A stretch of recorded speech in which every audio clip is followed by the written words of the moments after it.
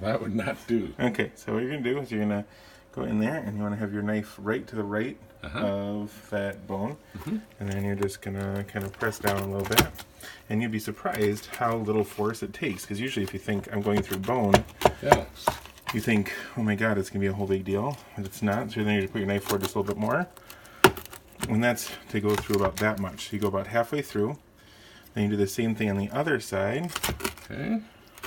Go just right on the other side of that. Okay, and then once you have that up, then you're just going to hold your turkey up like this and go right down the backbone. Like that. And the first time I saw this, I was like, oh my god, that guy must have a world sharpened knife, and like that must have been a really... But it's because these are all birds who have all hollow bones, and so you're not really cutting through the like cartilage, you just, or like the bone, you're cutting through more like cartilage and whatnot. So once you get to the end, do be careful, because of the because of that part of them being birds, all of the bones are like razor blade sharp. So just be really careful.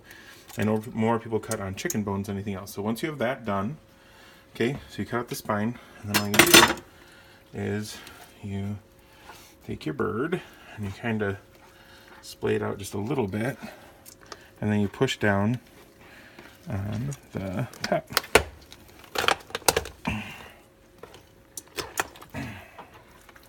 That's a sound I don't like in those horror movies. Right? Okay. So now I've got my leg meat. But now the problem is up here, the different wings. If I leave this out like this, at 300 degrees, it'll burn, right? So what I'm going to do is I'm just going to lift up and push this up and under. And then same thing with this one.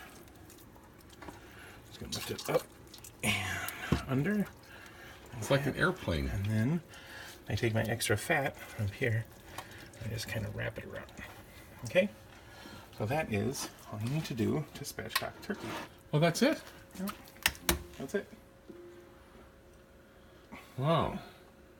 So tell me why I wanted to spatchcock.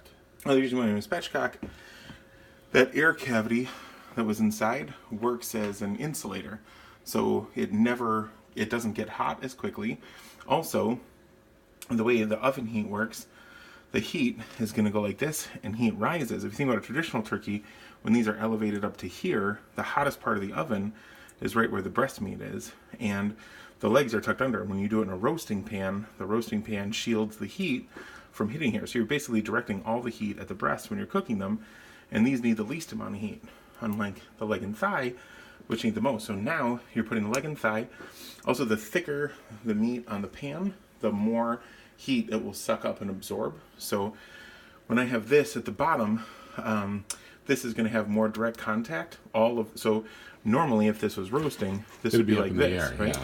So now all of the bottom of this and all of this are all getting exposed to heat, instead of before just the outside and the skin would get exposed. So now we're really giving it pan contact all the way on the bottom, and it'll have air contact all the way on the top.